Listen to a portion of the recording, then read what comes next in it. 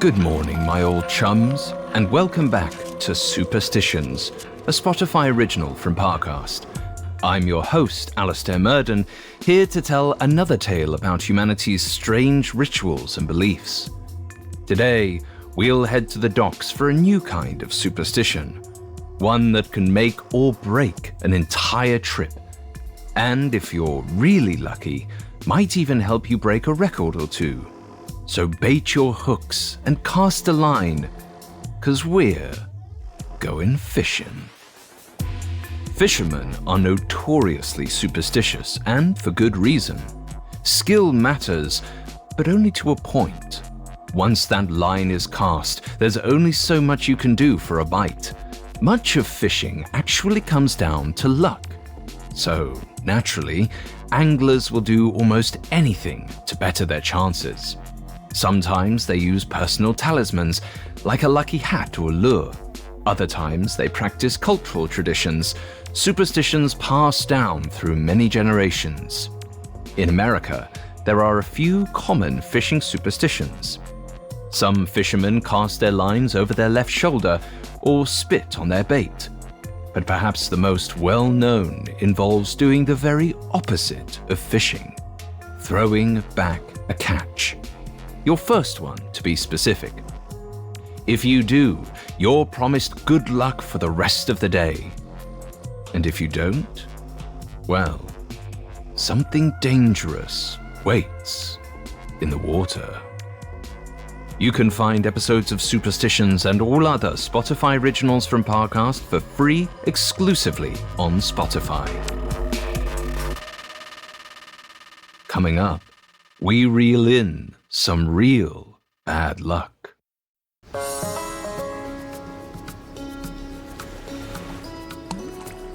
Julian Hill cast his line into the distance as his grandfather hummed along to the radio. They were out on the lake together in Grandpa Hal's aluminum fishing boat, just like they'd been almost every day all summer. And Julian was already dreading going home. It's not what he expected when his mum sent him to the middle of nowhere, Wisconsin. Julian thought he'd hate it. He was 14. He should have been sleeping in and playing video games. But he discovered something better than RPGs and first-person shooters, or at least more tangible. Fishing. Julian loved it. On the lake, he wasn't just a kid. He was a man catching actual food. There was nothing more satisfying than holding a wriggling, breathing fish in your hands. One he'd caught himself. He couldn't get enough of it. But there was another part of being out on the water that he loved, both fascinating and terrifying. As he looked over the edge of the boat and into the deep green lake, Julian shivered. He never knew what was below the surface. Just then, he felt a tug on his line. He shot to his feet and started reeling. Moments later, he pulled in a largemouth bass as big as his forearm, the biggest fish he'd caught all summer. Julian whooped in triumph. "Look at that!" Grandpa Hal shouted. "First catch of the day, and she's a beauty." Julian nodded. "And I bet it'll taste better than it looks." Grandpa Hal raised an eyebrow. "It's the first catch. You know what that means." Julian pleaded, "You can't make me put this one back. Come on, please." Grandpa Hal cut him off. "It doesn't matter how big or small. You could reel in Moby Dick, but it wouldn't matter. You always throw back the first catch." Julian groaned, then unhooked the fish and placed it back in the water. He watched, sullen, as the bass swam off and disappeared. Grandpa Hal patted him on the back. "It's for the best, Jules. Otherwise, you're in for a whole lot of bad luck. We gotta be respectful of the water. When you give back the first fish, you're telling nature you're not greedy." "What about commercial fishing?" Julian challenged. "I doubt they're throwing in every first fish they catch." Grandpa Hal scoffed. "Some folks fish for nothing, but the fish. They get fixated on how much they catch, but others realize that the fish is only part of fishing. And the rest? Julian asked. Grandpa made a sweeping gesture to the water. You're looking at it. Lake Matsunamak has given our family a lot over the years. But you know what happens when you take too much? Grandpa Hal pointed to a cliff topped by a dead willow tree. That's how high the water used to be, but not anymore, because we got greedy. Just then, Julian heard a whistle. He turned. A woman was kayaking in the distance, waving at them. Grandpa Hal gave her a salute. You know that woman back there? Grandpa Hal nodded. That's Leonore Lewis, Leo. She grew up round here, but now she's a biologist. She and I are the only fools out on the water anymore. Grandpa Hal sighed, adjusting his cap. But Leo's not fishing. She's doing studies, taking samples of the water and everything in it.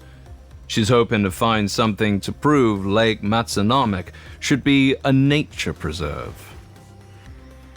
Julian looked at his grandpa, confused. Why would she do that? Wouldn't you have to stop fishing if this place was a preserve?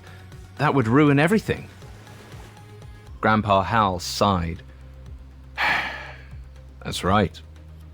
But it's a sacrifice I'd be glad to make. I'd do just about anything to get Captain Cod out of Matsunamak. Captain Cod? Like the fish sticks? Julian asked. That's the one, Grandpa said gruffly. He pointed to a smokestack in the distance, just beyond one of the beaches. Next to it was a billboard with a cartoon fish dressed as a fisherman. It read, Captain Cod, our boat to your kitchen. Those fat cats moved to town 20 years ago. Grandpa Hal spat in the billboard's direction. Been draining our lakes since. That evening, Julian and Grandpa Hal sat with their lines in the water, waiting. Julian remained mad he'd had to throw back his bass, but he'd still managed a decent haul. His grandpa, however, hadn't gotten a single good catch. Suddenly, something hooked. Grandpa Hal reeled in his line and shouted, Bet you $1 million it's a bluegill! With ease, he pulled it up, and flailing on the hook was exactly what he predicted, a puny little bluegill. He gave Julian a wry grin. You want to pay in installments? Julian stared at the fish in disbelief. How do you always know? I don't get it. Grandpa Hal gently unhooked the fish and placed it back in the water. I've been pulling up nothing but bluegills for years. It's my curse. Come on, Gramp. You're not cursed. Grandpa Hal chuckled. Well, maybe not in the fairy tale kind of way.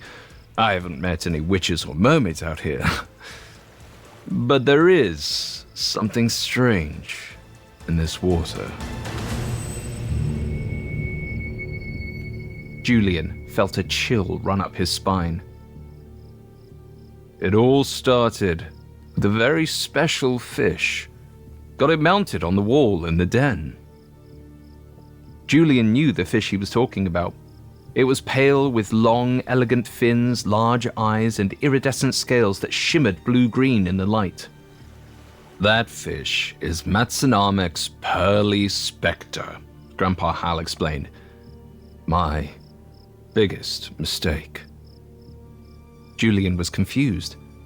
Isn't catching something like that the whole point? Grandpa Hal shook his head. When I hooked that fish, I thought it was a once-in-a-lifetime chance. But I was so taken by its beauty that I ignored something. It was my first catch of the day. Julian already knew where this was going. You didn't put it back, did you? Grandpa Hal nodded solemnly. That was 20 years ago, the same year Captain Cod moved to town. and I've pulled up nothing but minnows since. I swear it all has something to do with not throwing back my first catch, so I leave that fish on the wall as a reminder. But if I could hook one fish even half as beautiful again, I'd be a happy man. Heck, I'd even release it. Then at least I'd know the water's forgiven me. Julian rolled his eyes. The lake can't be literally mad at you. Grandpa Hal interrupted. It's not the lake I'm talking about. It's what's in it. Grandpa Hal looked around as if someone was listening. Then he leaned in. There are old stories that a creature lives out there, a Goliath of a fish, big enough to eat a man, and the only way to catch him is with human flesh.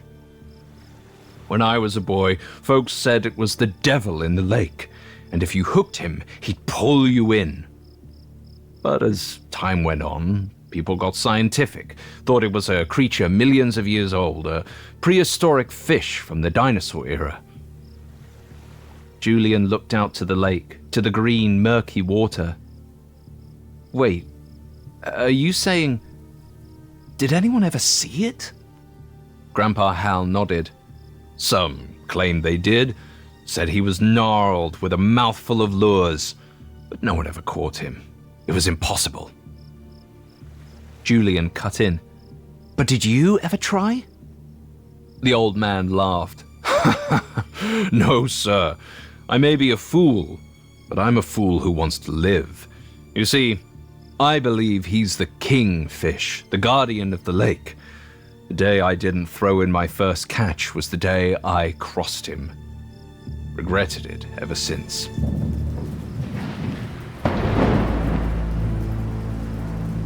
A crack of thunder boomed above them, and heavy rain began to pelt the lake. Grandpa Hal grabbed ponchos from the bulkhead. Throw this on, he said, tossing Julian a neon orange poncho. But keep your line in the water. Catfish love the thunder. Julian pulled the poncho over his head, shivering underneath it. But just as he finished dressing, he caught sight of a large shadow below the water. Suddenly, his line jerked. Hard. Reel it in easy, Grandpa Hal called out. But the next second, the boat tilted on its side, then jerked back. The line snapped. Grandpa Hal and Julian tumbled into the bottom of the boat. Julian pulled himself up. Grandpa Hal had collapsed beside him. Gramp, are you all right? He asked. Grandpa Hal stared blankly at him, mumbling. Then he went limp. Grandpa? Grandpa, wake up! Julian pleaded. But the old man didn't move. Julian's mind raced. He had to get Grandpa Hal to shore. Julian had never driven the boat, but he had watched his grandfather do it 100 times. He had to try.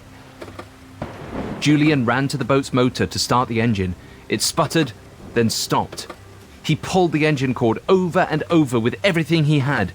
Nothing worked. Help! Please! Julian cried. His arms burned. Tears ran down his cheeks. Then, suddenly, he felt the boat dip, as if someone stepped aboard. A second later, Julian was pushed aside and he heard the pull of the engine cord. Then, the motor roared to life. Julian looked up and saw Leo, the biologist, standing tall against the dark sky, like an angel in a rain slicker. Her kayak floated in their wake. Thank you, Julian said. Leo nodded. As Leo drove Grandpa Hal to the hospital, Julian had never felt so helpless. He didn't feel like a man anymore. He felt like a scared little kid. When Leo returned, she sat Julian down and told him what happened. Julian, your grandpa had a serious stroke. He's paralyzed in his left arm now, but he's lucky that you were there. Could have been a lot worse if you weren't. Julian looked down at the carpet in shame. He couldn't even start the boat. He won't be allowed out on the water for a bit. Leo continued. "We need to be here for him. But I know Hal. He'll be back to his old self eventually. We just have to be patient." Grandpa Hal wasn't the same when he came home from the hospital. That hopeful spark in his eye wasn't there anymore. He spent all day in his room smoking cigarettes. Julian felt helpless. Grandpa was always so happy on the water, fishing. Then, Julian had an idea. Over the next few days, he finally taught himself how to man the boat. When he got in the hang of it, he took the boat out alone for the first time. He wanted to bring Grandpa back a huge haul, one that would make him smile. But as the sun rose and not a fish nibbled, that plan was looking hopeless. Until finally, his hook snagged something. Julian shot to his feet, reeling in the line. He brought it in closer and closer until finally he lifted it out of the water and gasped. Squirming on the end of his pole was a pale, long-finned fish, almost ghost-like in appearance. In the sunlight, its iridescent scales flashed like opals. Julian stared at it wide-eyed. "The pearly spectre," he whispered.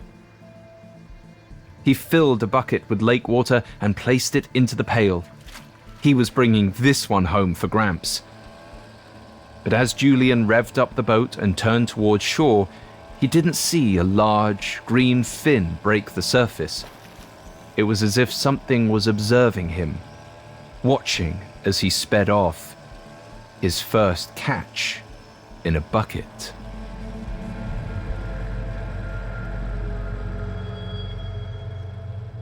Coming up, Julian meets the king of Matsunamak Lake. What could be more shocking than uncovering the deep, dark secrets behind history's biggest stories? Realizing that everything you thought was true was a lie.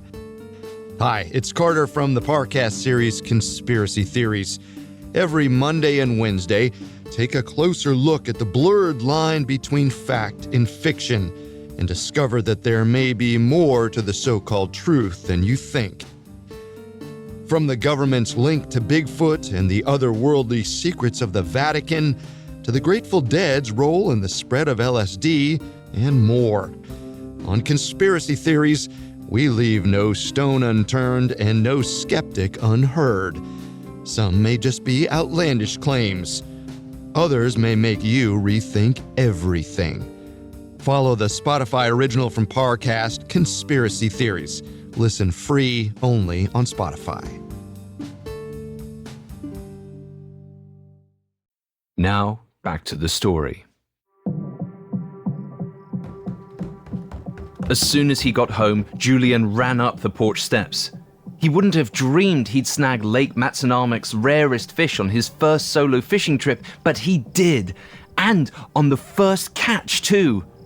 Julian looked at the bucket containing the pearly spectre and smiled. He couldn't wait to see the look on his grandpa's face. "Gramp, I caught something! Come look!" he shouted. A moment later, Grandpa Hal lumbered out of the house, cradling his bad arm, paralyzed from his stroke. Julian pointed at the bucket. Grandpa Hal peered into the large pail of lake water, and his eyes went wide. He looked up at Julian in awe. "My God, is that what I think it is?" Julian couldn't stop grinning.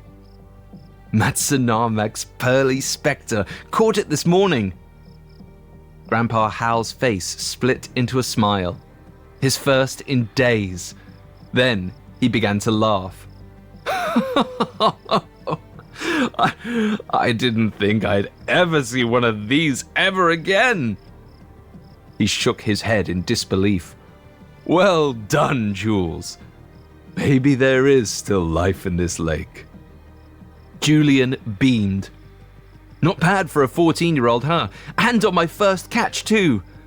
As the words left his mouth, Julian's heart stopped. Grandpa Hal looked up. His expression darkened. Julian Hill, haven't I taught you anything? That's the kind of mentality that's draining our lake. The reason Leo's out there every day scouring for something to save it. That fish isn't for us. Put it back. Julian's heart sank. But I brought it here for you. What if it's your last chance? You said you wanted to catch... The old man cut him off. You caught this, Julian. You caught it, and you should have put it back. Hot tears filled Julian's eyes. You're right, Gramp. It's my catch, not yours. And I'll decide what to do with it. That night, Julian lay awake in the attic, his mind churning. Should he keep the spectre or put it back? He'd caught something rare. If you find treasure, you don't just throw it away. Maybe he thought he'd keep it, get it stuffed so he could show everyone back at home, take back something good from this waste of a trip. Julian's focus shifted to the sound of the lake outside. It was strange.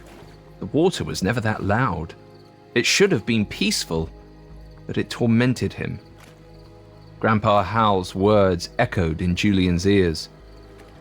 That fish isn't supposed to be here. It's not for us. Julian sat up. Gramp was right. He had to release it, right where he found it. Julian set out for the water, a lantern in one hand, the bucket with the pearly spectre in the other. He moved quickly, wanting to get it over with, but as he approached the dock, he froze. The water was higher, much higher. It came up past the long dock until it lapped against the house's stilts, and there, waiting by the water's edge, was the boat. For a moment, he considered turning around. Something about the water looked unnatural. But he'd gone all the way out there. He couldn't turn back. Julian took a deep breath and climbed inside the boat. Out on the water, Julian marveled at how different the lake looked at night. The water, which was deep green in the day, shone like a mirror under the full moon, reflecting the blue-black sky. In the bucket, the pearly spectre almost glowed. Julian hoisted it up and walked to the edge of the boat. We're here. Time for you to go home, he said. Then, out in the distance, something moved. Some 20 feet away, huge ripples formed on the water's glassy surface. Curiosity got the best of him. He set down the bucket, picked up his pole, and cast a line. Julian waited, his eyes trained on the spot. When his pole finally tugged, his hand shot to the reel. He began to wind it back. Steadily, he reeled the fish in closer. When it was just 10 feet from the boat, the reel stopped. The fish was holding the line tight, yet it wasn't moving. What in the world? Julian stood to get a closer look, but as he got to his feet, the boat started to drift. He gasped. The fish was towing the boat. He couldn't understand it.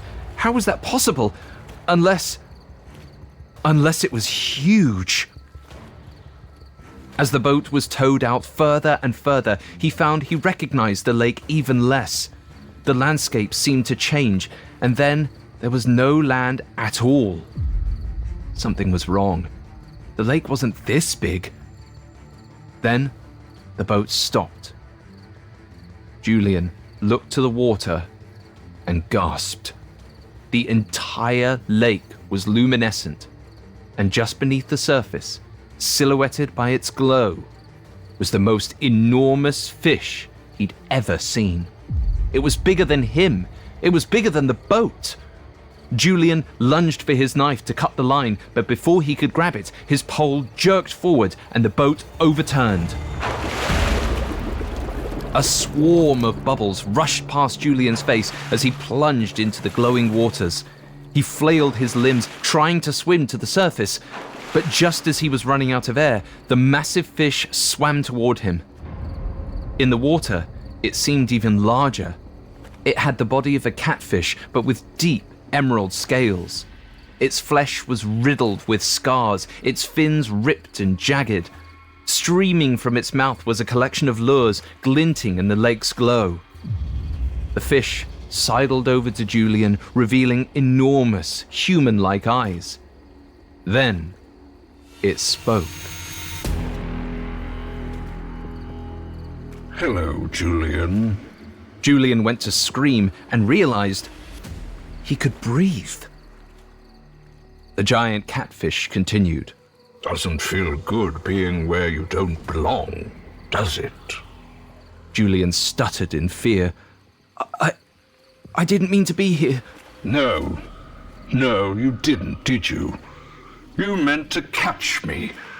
Tell me, what were you going to do when you reeled in such an impressive catch? Keep me in a bucket? Julian's heart stopped. The fish knew. His next words tumbled from his lips. You're the kingfish. The massive creature smiled. A chill rolled down Julian's spine. Perhaps. Whatever I am, I know what goes on in my waters. And I know you've broken my laws. Please, Julian pleaded. I was going to put it back. Please don't eat me. The kingfish's expression darkened. There are rules in these waters, and you, Julian Hill, have ignored them and the words of your elders. You have taken more than you need. Hasn't this lake given your kind enough?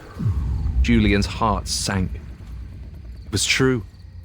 In his pride, he kept the pearly spectre and ignored his grandpa's lessons. And then, he'd almost done it again. Julian's eyes stung with tears. I understand. Please, I want to make it right. The kingfish narrowed its human-like eyes, considering. The lake doesn't give second chances, Julian Hill. But perhaps there is something. Julian opened his mouth to ask what. He'd do anything. But the massive fish spoke first. There's no need to ask. You'll know what to do. Julian woke up, gasping for air. He looked around wildly, but he was no longer in the strange lake with the kingfish. He was in his bed at the lake house. He took a deep breath, relieved. That's when he remembered. The pearly spectre. Julian trudged to the boat as fast as he could, hauling the bucket containing the spectre. He was putting it back, for real this time. But just as he was making his way to the dock, someone whistled behind him. It was Leo. Hey, Jules, what's in the bucket? Julian stopped on the dock, scrambling for an explanation, but Leo had already strode up to him. It's nothing, he blurted. Before he could finish, Leo's mouth fell open. Oh my God. Julian, did you catch this? His face went hot with shame. Yeah, but I'm putting it back. Leo burst out laughing. Julian froze. When she recovered, there were tears in her eyes. Julian, do you know what you just found? I thought your grandpa caught the last one all those years back, but you found it. A rare, endangered fish. This is what I've been looking for to make our case against Captain Cod. Julian gripped the bucket. But you can't take it. You gotta understand, I have to put it back. Don't worry, we will, trust me. Leo dug through her backpack and brought out a device no bigger than a pill. This is a tag. All you have to do is attach it to the fin, like this. Leo reached into the bucket and gently held the spectre. She turned to Julian. "Here, you try." With that, Leo guided Julian's hand into the bucket. Together, they adhered the tag to the spectre's fin. It went on quick. The tagging was easier than unhooking a fish. "You're a natural. Now she can go home. Okay?" Julian nodded. "I'm ready." Together, they hauled the bucket to the end of the dock, then dipped it into the water. Julian watched the ghost-like fish glide out, disappearing into the lake. Leo turned to Julian. "You just discovered a species. Any ideas on a name?" Julian grinned. "Same thing it's always been. Matsunamak's Pearly Spectre."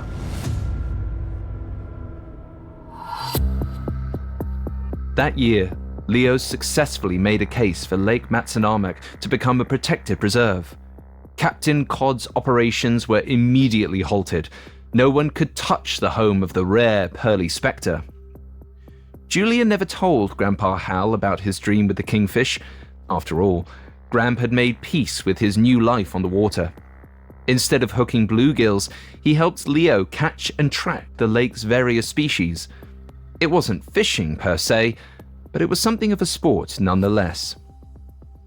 But that summer, the week before the lake was officially designated as a preserve, Julian returned to Grandpa Hal's for one last fishing trip. Julian brought in his line as Grandpa Hal hummed along to the radio. A minute later, he'd reeled in a beautiful trout, the first catch of the day. He unhooked it and held it up admiringly. Grandpa Hal turned to him, eyebrows raised. Julian sighed. I know. I'm just looking at it." A moment later, something bumped the bottom of the boat, sending the slick fish out of Julian's hands and back into the water. Julian watched the fish swim away, but as he did, he saw something else swim out from under the boat. A deep green catfish, maybe the biggest one he'd ever seen, and glinting from its head was a mouthful of lures. Julian looked up in awe. Grandpa Hal was watching it too. When the catfish had swum away, the old man turned to Julian and winked.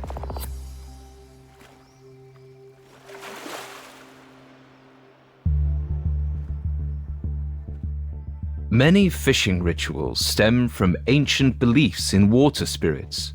To fish safely, these beings must be kept happy. Some fishermen do this by making an offering, others by proving they aren't greedy, which is where we get throwing back the first catch. For centuries, returning the first fish to the water was thought to be done as a token of respect. The question is, who exactly are they trying to please? One answer comes from the seaside town of Brighton on the coast of England. There, an old legend was passed among fishermen of the King of Fishes, a gigantic mythical fish said to be the protector of its kind. But anyone who caught this tremendous specimen would be wise to put it back, because legend had it that if they didn't, they were doomed to a watery grave. Few fishermen today are aware of these origins, though they still believe in the superstition. Maybe out of tradition, but perhaps there's more to it. After all, the angler community is known to be avid supporters of natural conservation, providing millions to wildlife programs and conservation efforts. So maybe this is a sign of respect to the ever-providing waters. A bid to spirits that could take it all away.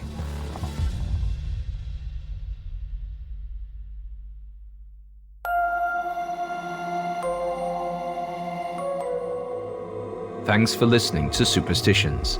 We will be back Wednesday with a new episode. You can find more episodes of Superstitions and all other Spotify originals from Parcast for free exclusively on Spotify. Until next time, be wary of the things you cannot explain. Superstitions is a Spotify original from Parcast. It is executive produced by Max Cutler. Sound designed by Russell Nash, with production assistance by Ron Shapiro, Trent Williamson, Carly Madden, and Freddie Beckley. This episode of Superstitions was written by Alex Garland, with writing assistance by Stacey Nemec and Greg Castro, and fact-checking by Anya Bailey. I'm Alistair Murden.